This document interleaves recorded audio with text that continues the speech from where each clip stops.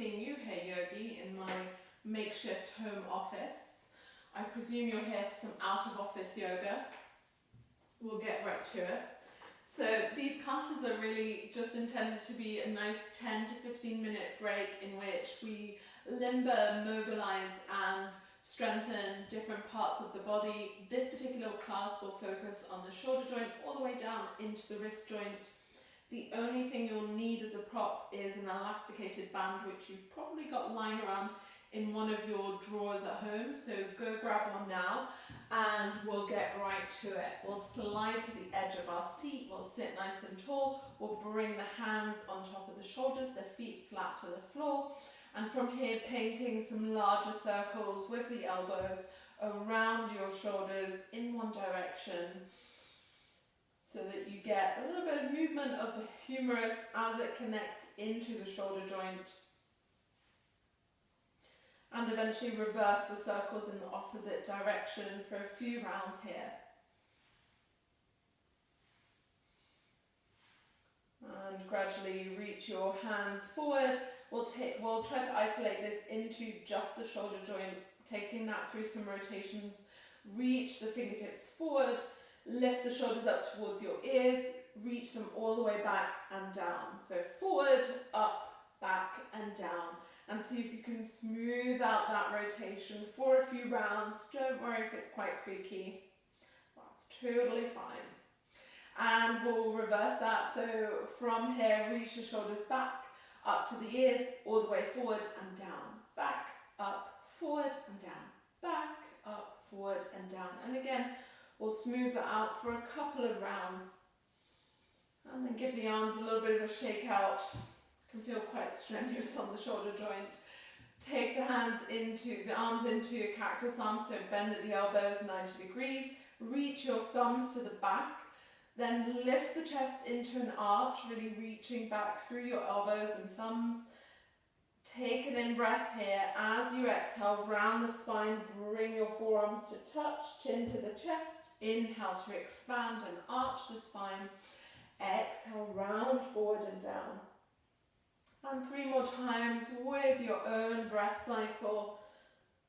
Just a little variation on a seated cat-cow here.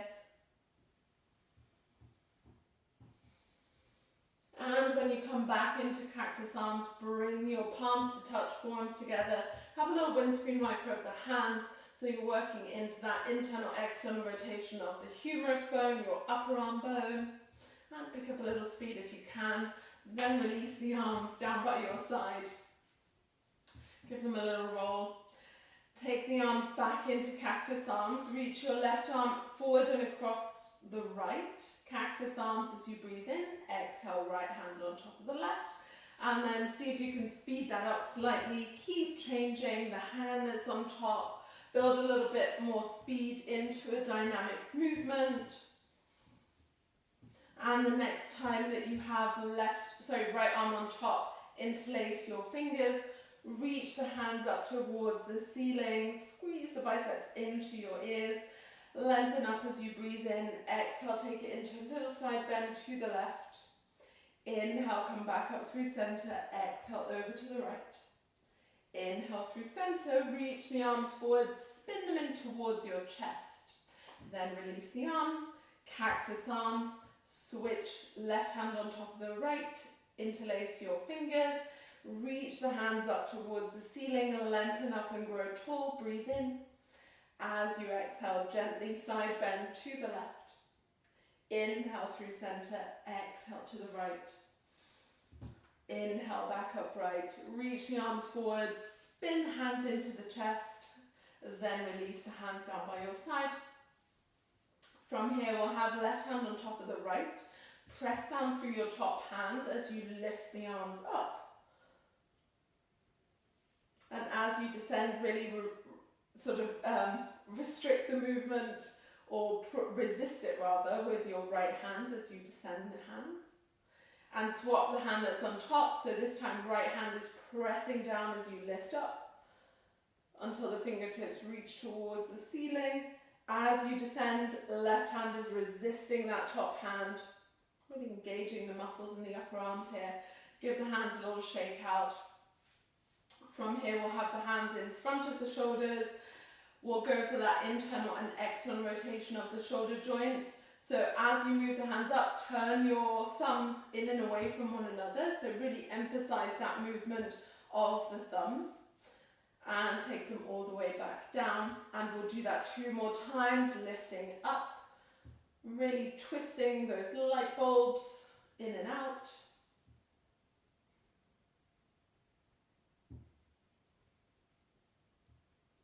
And then release the hands. From here, we'll lean forward and place the hands under our feet for a variation of Pada Hastasana. And you can give your hands a little massage with your toes here.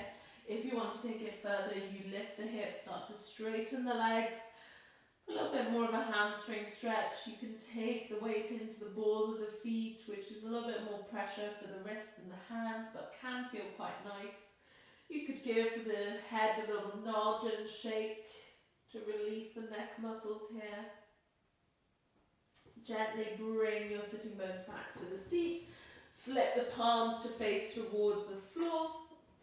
And again, optional to stay here, which is a little bit less pressure. Otherwise, you lift your sitting bones into a bit of a hamstring stretch. You might even be able to bring a bit more pressure into the balls of the feet. And eventually sit the sitting bones back down. Let the spine round as you gradually come to stand. Stack one vertebra on top of the next. Let the head and shoulders lift last. Let your blood pressure settle once you come to standing. And from here, we'll be moving into a more dynamic shoulder stretch. So we'll reach the arms all the way up and overhead. We'll take the right arm forward, left arm back, and paint these really big circles.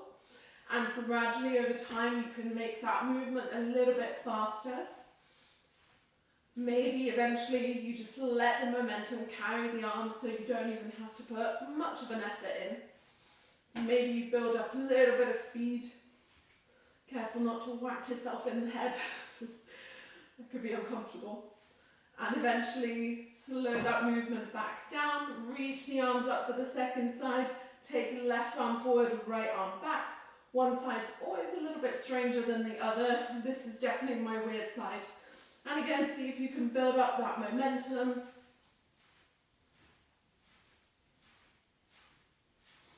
And eventually slow it right down. Sit all the way back down, grab hold of your elastic band. Wrap the band around your thumb, cross it over itself, and then around your index, cross over, middle finger, cross over, ring finger, and all the way until you get to the pinky. From here, we'll do Starfish Fingers with this sort of improvised resistance band. We'll touch the fingertips together and expand the fingers apart from one another. And we'll do this for at least another 10, 9, 8, 7, 6, 5, 4, 3, 2, and 1. And that's just a really great strengthening exercise for the muscles in the forearms that really stabilize the wrist and your hand. And because the hand is really mostly bones and ligaments, so the only way to really keep it healthy is to actually work on strengthening these muscles in the forearms. So slide to the back of your chair. From here, lift your left knee into the chest and hook your left wrist under your knee. See if you can bring the foot all the way back to the chair. From here, make a fist with your left hand and then again open and close your fingers for a few rounds. And you should feel quite a bit of pressure on the wrist here, but it shouldn't feel painful. It should still feel really manageable, and once you get used to it, it's actually kind of a nice sensation. But again, we're just strengthening the muscles around the wrist in the forearms so that we keep our wrists healthy and happy for a longer period of time, because it is quite a sensitive joint. And eventually you can release that, and we'll do all of that on the second side. So we'll have the elastic band, wrap it around the thumb, index, middle finger, ring finger, all the way to the pinky. We'll close our fingertips towards one another and expand them apart. really emphasizing the end range of that movement as you're widening the fingertips.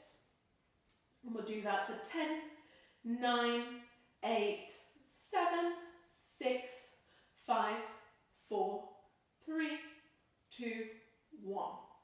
And I can already tell that that's my left hand, which is weaker than my right side. For me personally, from here, we'll hook the wrist under the right wrist under the right knee, and again you make a fist with the right hand. From there, just for a couple of repetitions until you feel quite tired, opening and closing the fingers into that fist and really expanding out. And I'm already starting to feel that strain, so we'll make these the last couple of rounds.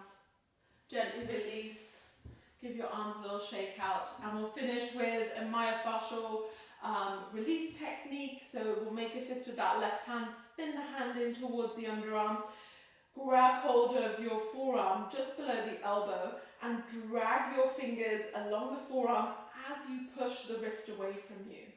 Do that 2 more times, so working into the fascia along the top of your arm, which is the connective tissue that sort of connects your muscle tissue together. Looks a bit like a spider web if you ever see it in real life. It's quite strange. From here, right hand goes into a fist. Again, you turn that fist in towards your underarm.